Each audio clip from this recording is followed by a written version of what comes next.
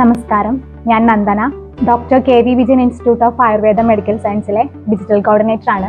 ഇന്ന് നമ്മളോടൊപ്പം ഉള്ളത് 10 വർഷത്തോളമായി പാർക്കിൻസൺസ് രോഗത്തിന് ആയുർവേദ ട്രീറ്റ്മെന്റ് എടുക്കുന്ന രജനി മാഡം ആണ്. മാഡത്തിന്റെ ഹീലിംഗ് ജേണിയും എക്സ്പീരിയൻസും മാഡത്തിന്റെ വാക്കുകളിലൂടെ തന്നെ നമുക്ക് കേൾക്കാം. നമസ്കാരം മാം. നമസ്കാരം. ഓക്കെ, 10 വർഷത്തോളായിട്ട് പാർക്കിൻസൺസ് രോഗത്തിന് ആയുർവേദ ട്രീറ്റ്മെന്റ് ആണ് എടുത്തു വരുന്നത്. അപ്പോൾ എന്തുകൊണ്ടാണ് വയാംസിനെയും അതുപോലെ തന്നെ ആയുർവേദത്തിനെയും ഇത്രത്തോളം വിശ്വസിക്കാനുള്ള കാരണം? ആദ്യം തന്നെ അലോപ്പതി ട്രീറ്റ്മെന്റ് തുടങ്ങിയായിരുന്നു. പക്ഷെ പിന്നെ അറിയാൻ കഴിഞ്ഞു അതിൽ അങ്ങനെ രോഗം കംപ്ലീറ്റ് ആയിട്ട് മാറേണ്ട ഒരു മരുന്നില്ല എന്ന് അറിഞ്ഞു. അപ്പോഴന്നെ ഒരു മാനസികമായിട്ട് ഭയങ്കര വിഷമം തോന്നി. അപ്പോൾ ഞാൻ ജോലിക്ക് പോകുന്ന സമയമായിരുന്നു. അപ്പോൾ എങ്ങനെ ഇത് കംപ്ലീറ്റ് ആക്കും ജോലി എന്നുള്ളൊരു വിഷമം. അപ്പോൾ എന്നോട് ഒരാൾ അറിയിച്ചു, ഇങ്ങനെയൊരു ട്രീറ്റ്മെൻറ്റ്, പാർക്കിൻസൺസിനൊരു ട്രീറ്റ്മെൻറ്റ് ഇന്നൊരു പട്ടാമ്പി ഒരു ഹോസ്പിറ്റലിലുണ്ട് എന്ന് പറഞ്ഞു. അപ്പം പിന്നെ നമ്മൾ അന്വേഷിച്ച് അടുത്ത ദിവസം തന്നെ നമ്മൾ ഡോക്ടറെ അടുത്തെത്തി. ഇപ്പോൾ ട്രീറ്റ്മെൻറ്റ് 2 മാസം മരുന്ന് കഴിച്ചിട്ട് നമുക്ക് അഡ്മിറ്റായിട്ട് തുടങ്ങാമെന്ന് പറഞ്ഞു.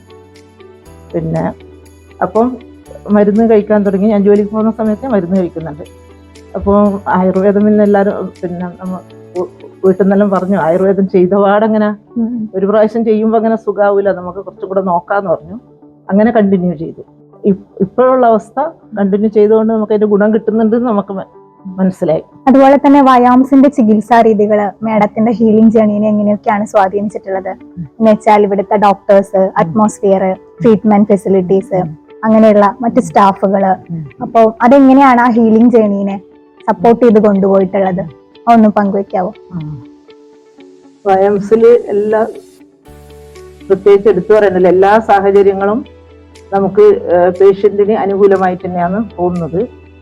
പിന്നെ ഒരു ഗൃഹ അന്തരീക്ഷമാണ്, അങ്ങനത്തെ ഒരു സ്ഥലത്താണ് നമുക്ക് ഹോസ്പിറ്റലും ചുറ്റുപാടും.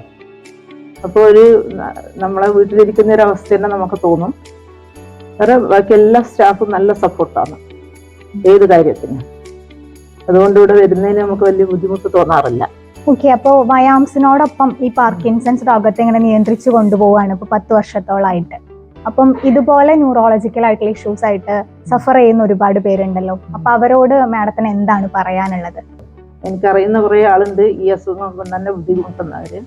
ഞാൻ അവരോടെല്ലാം പിന്നെ ആയുർവേദ ട്രീറ്റ്മെന്റിനെ പറ്റി സംസാരിക്കാറുണ്ട്. പക്ഷെ എല്ലാവർക്കും ആയുർവേദം കഷായം കുടിക്കണം, അപ്പോൾ നല്ല മധുരമുള്ള മരുന്നല്ലാത്തതുകൊണ്ടോ എന്തോ ഒരു പ്രാവശ്യം ട്രീറ്റ്മെന്റിന് വന്നാൽ പറയും, ഓ ഇതിന് എത്ര കാലം കുടിക്കുന്നത്, കഴിയില്ല, ഇത് ട്രീറ്റ്മെന്റ് കഴിയില്ല, അങ്ങനെ അധികം പറയുന്നത്. പിന്നെ ഞാൻ എൻ്റെ അനുഭവത്തിൽ ഏതായാലും പിന്നെ കണ്ടിന്യൂ ചെയ്യാൻ തന്നെ തീരുമാനിച്ചു. ഇത് ഒരു പ്രാവശ്യം ചെയ്താൽ മാറൂല എന്ന് എനിക്കറിയാം. അപ്പോൾ ആയുർവേദ ട്രീറ്റ്മെന്റ് കണ്ടിന്യൂ ചെയ്താലേ നമുക്കൊരു സുഖം കിട്ടൂലോ എന്നുള്ള വിശ്വാസത്തിൽ നമ്മൾ ട്രീറ്റ്മെന്റ് കണ്ടിന്യൂ ചെയ്യുന്നു. പിന്നെ പല ആൾക്കാരും എന്നോട് ചോദിക്കും, എന്നെ കണ്ടാൽ എന്താ വീട്ടിലെ പണി എന്തെങ്കിലും എടുക്കാൻ പറ്റുമോ? അപ്പോൾ എനിക്ക് ചോദിക്കുന്നവരോടൊരു ഇത് തോന്നാറുണ്ട്, ഞാൻ ഇതുവരെ എൻ്റെ ഒന്നും മുടക്കിയിട്ടില്ല. എല്ലാം സാധാരണ അലോപ്പതി ട്രീറ്റ്മെൻറ്റ് കുറച്ച് കൊല്ലം ചെയ്യുന്ന ആൾ സാധാരണ ഒരു 5-6 കൊല്ലം കൊണ്ട് തന്നെ ഒരു സൈഡായിട്ടുണ്ടാവുന്നതാണ് ഇതുവരെയുള്ള അനുഭവത്തിൽ കണ്ടത്. അപ്പം ഈ ട്രീറ്റ്മെൻറ്റ് ഞാൻ തുടരുന്നത് കൊണ്ട് എനിക്ക് ഇതുവരെ ഒരു പ്രവർത്തനത്തിന് ഒരു ബുദ്ധിമുട്ടും ഉണ്ടായിട്ടില്ല. ഞാൻ എൻ്റെ എല്ലാ കാര്യങ്ങളും നിർവഹിക്കുന്നുണ്ട്, പോകേണ്ടടുത്തെല്ലാം പോകുന്നുണ്ട്. അതുകൊണ്ട് ഇത് ആയുർവേദ ട്രീറ്റ്മെൻറ്റ് നിങ്ങൾ ചെയ്യുന്നുണ്ടെങ്കിൽ അത് കണ്ടിന്യൂ ചെയ്തിട്ട് അസുഖം കുറച്ച് ഭേദമാക്കുന്നതാണ് നല്ലതെന്നാണ് ഞാൻ എല്ലാവരോടും പറയാറ്. ഓക്കെ, അപ്പൊ എന്റെ അവസാനത്തെ ചോദ്യമാണ്, ചെറിയൊരു ക്യൂരിയോസിറ്റി ആയിട്ടുള്ള ഒരു ക്വസ്റ്റ്യൻ ആണ്. അപ്പൊ ഈ 10 വർഷത്തോളായിട്ട് വയാംസിനോടൊപ്പമുള്ള ഈ ഒരു ജേർണിയുടെ ഒരു എക്സ്പീരിയൻസ് ഒന്ന് പങ്കുവയ്ക്കാമോ?